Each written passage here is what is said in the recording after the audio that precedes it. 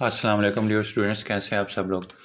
आज से हम सीपीसी स्टार्ट करने जा रहे हैं। तो इसका सबसे पहले हम डेफिनेशन क्लॉज देखेंगे। तो डेफिनेशन में इसमें सबसे पहले बताता है जो टू सेक्शन जो है ना इसका, वो कहता है कोड। कोड इंक्लूड्स, इसमें सारे कोड आते हैं और इसमें इंक्लूड रूल्स आते हैं। अब इसमें हम आगे देखेंगे डिक्री, ऑर्डर और जजमेंट में क्या फ़र्क होता है।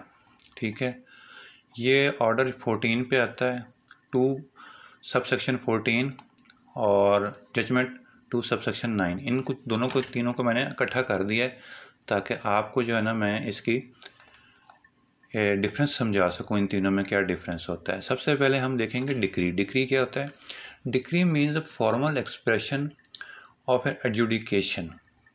जो एडजुडिकेशन कहते हैं जुडिशियल डिसीजन को, और फॉर्मल एक्सप्रेशन होता है रिटन फॉर्म। रिटन फॉर्म होता है जुडिशियल डिसीजन का, which so far as regard the court expressing it conclusively determine the rights of the party।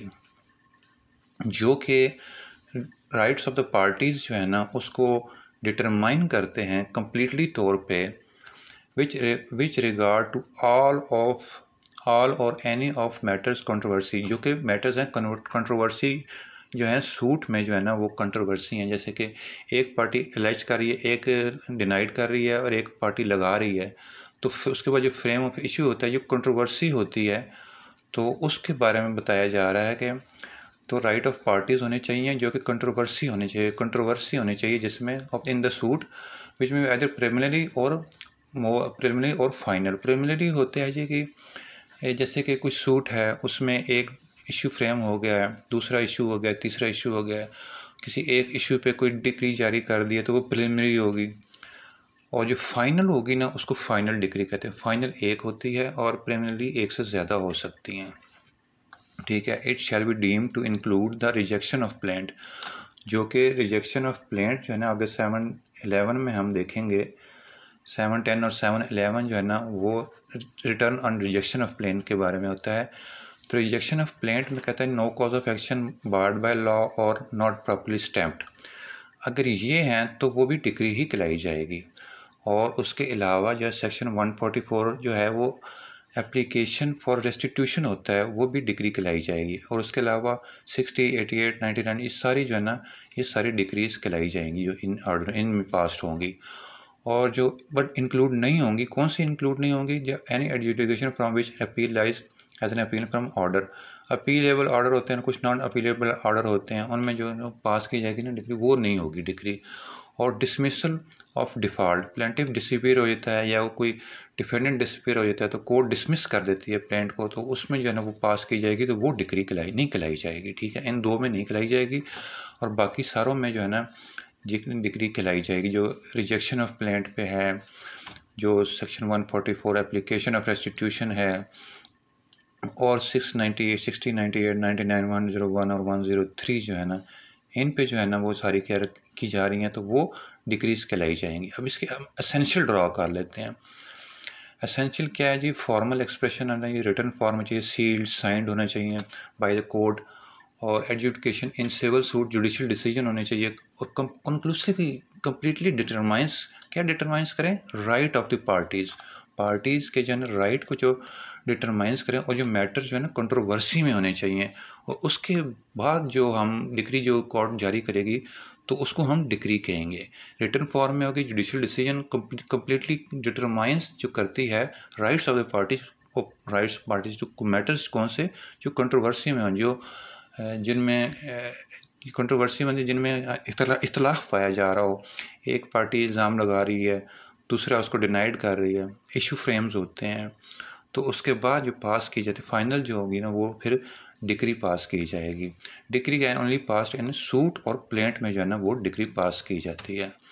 अब ये मैं आपको बता चुका हूँ प्रिलिमिनरी और फाइनल डिक्री के बारे में। अब डिक्री जो है ना और भी होती हैं, कंसेंट डिक्री भी होती है, मतलब कोई दोनों पार्टी से एग्री हो गई हैं तो जो उनकी डिक्री मिलेगी वो कंसेंट डिक्री होगी। एक्स पार्टी डिक्री जो होती है वो एक पार्टी आती ही नहीं है, किसी ने केस फाइल किया है, प्लेंटिफ ने केस फाइल किया, डिफेंडेंट आता ही नहीं है, तो वो प्लेंटिफ के हक़ में जो है ना फिर वो एक्स पार्टी डिक्री हो जाएगी, तो उसको हम एक्स पार्टी डिक्री कहेंगे। ये डिक्रीज के दो काइंड्स हैं और भी।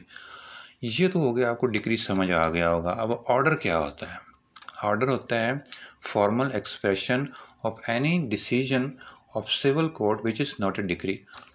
अब फॉर्मल एक्सप्रेशन तो होगा उसमें, लेकिन फॉर्मल एक्सप्रेशन के बाद जो ये सारी चीज़ें हैं ये नहीं होंगी उसमें। अब जिसमें फॉर्मल एक्सप्रेशन होगा सिर्फ और बाकी चीज़ें नहीं होंगी, तो वो क्या होगा? वो ऑर्डर होगा। ठीक है, उसमें एडजुडिकेशन भी नहीं, conclusively determines right of the parties और मैटर एंड कंट्रोवर्सी नहीं होंगे।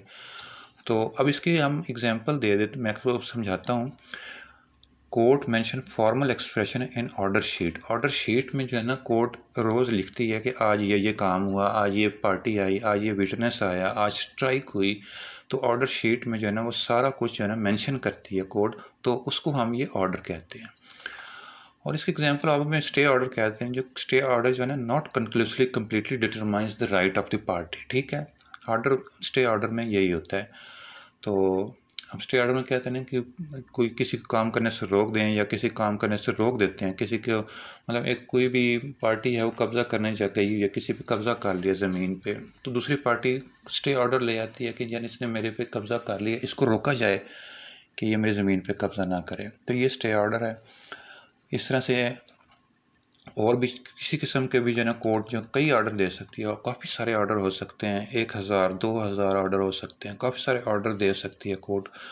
तो वो जो है ना वो ऑर्डर कहलाया जाएगा, जो कि ऑर्डर शीट में लिखा जाता है, जो कि फॉर्मल एक्सप्रेशन होता है, लेकिन उसमें ये सारी चीज़ें शामिल नहीं होती, तो वो क्या कहलाएगा? ऑर्डर।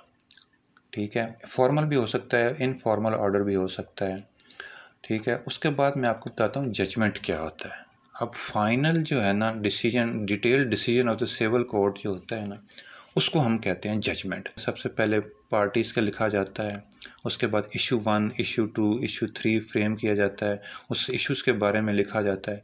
तो उसके बाद सारा कुछ आगे बताया जाता है, डिटेल जो है ना डिसीजन जो होता है जो कोर्ट का, तो वो दिखा जाता है। उसके बाद एंड में जो है ना डिक्री लगाई जाती है, followed judicial detailed decision of civil court and followed by decree. उसके में डिक्री होनी चाहिए, एंड में लगी होनी चाहिए। तो जो डिटेल्ड डिसीजन होगा ना कोर्ट का, उसको हम कहेंगे जजमेंट है।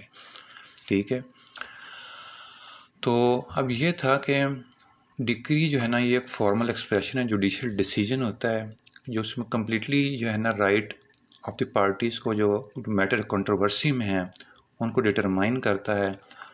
और ये प्रिलिमिनरी हो सकती है, फाइनल डिक्री भी हो सकती है। और इसमें रिजेक्शन ऑफ प्लेंट और सेक्शन 144 एप्लीकेशन ऑफ रेस्टिट्यूशन ये सारी शामिल होती हैं डिक्रीज़ में।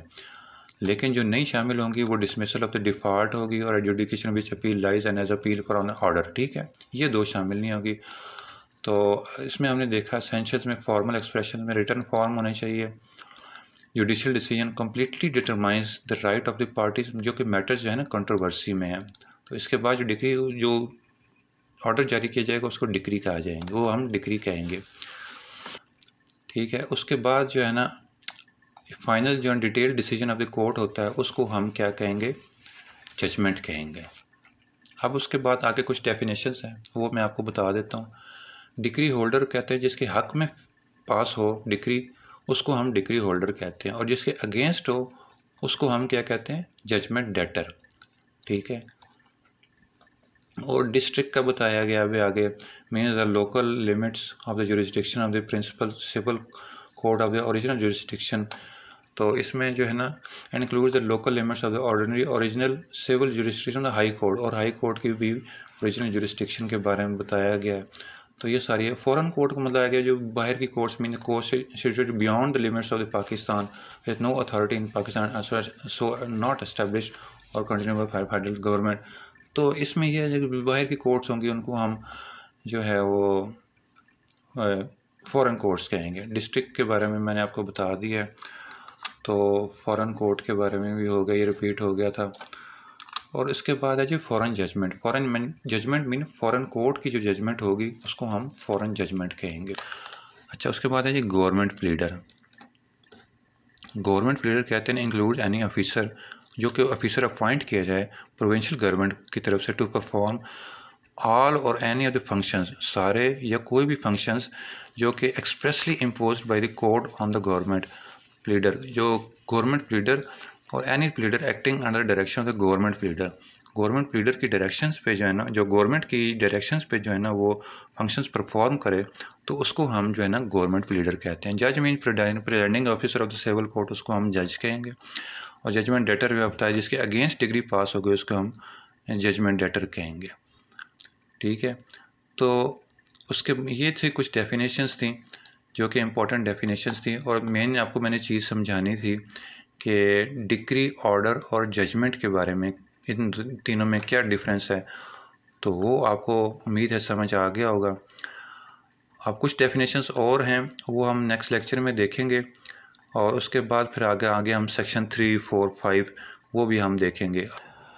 तो ये उम्मीद है आप लोगों को समझ आ गया होगा कि डिक्री जो है वो फॉर्मल एक्सप्रेशन होता है, जुडिशियल डिसीजन होता है जो कम्प्लीटली डिटरमाइंस करता है राइट ऑफ द पार्टी को, जो कि उनके मैटर्स हों कंट्रोवर्सी में, तो जो पास की जाएगी वो डिक्री कहलाई जाएगी। और डिक्री जो है ना प्रिलिमिनरी भी होती है और फाइनल भी होती है, कंसेंट डिक्री भी होती है, एक्सपार्टी डिक्री होती है। और ऑर्डर मैंने से फॉर्मल एक्सप्रेशन जो होता है कोर्ट का, और जो कि फॉर्मल एक्सप्रेशन तो होगा लेकिन बाकी सारी चीज़ें उसमें नहीं होंगी, तो वो क्या कहलाएगा, वो ऑर्डर कहलाएगा। और जो डिटेल जो है वो डिसीजन जो कोर्ट का होगा, जिसमें सारा कुछ कोर्ट डिटेल से लिखेगी, तो उसको हम क्या कहेंगे, वो है जजमेंट। और जजमेंट के एंड में जो है ना वो डिक्री लगाई जाएगी। जजमेंट, डिटेल डिसीजन और सिविल कोर्ट ऑलवेज, या जजमेंट जो है ना, judgement always followed by decree. ठीक है, और जिसके हक में डिक्री हो उसको डिक्री होल्डर कहेंगे, और जिसके अगेंस्ट डिक्री पास होगा उसको जजमेंट डेटर कहेंगे हम। और ये हमने देखा। फिर आगे तो कुछ आगे नेक्स्ट लेक्चर में फिर कुछ हम डेफिनेशंस देख के फिर आगे हम बाकी सेक्शंस ज़रा तफसील से फिर आगे ज़रा स्पीड से फिर आगे हम चलेंगे। तो ये ज़रा फर्स्ट लेक्चर था, आपको इसमें ये समझाना था कि डिक्री, ऑर्डर और जजमेंट में क्या फ़र्क होता है। तो अब मिलते हैं इंशाल्लाह नेक्स्ट लेक्चर में, तब तक के लिए अल्लाह हाफिज़।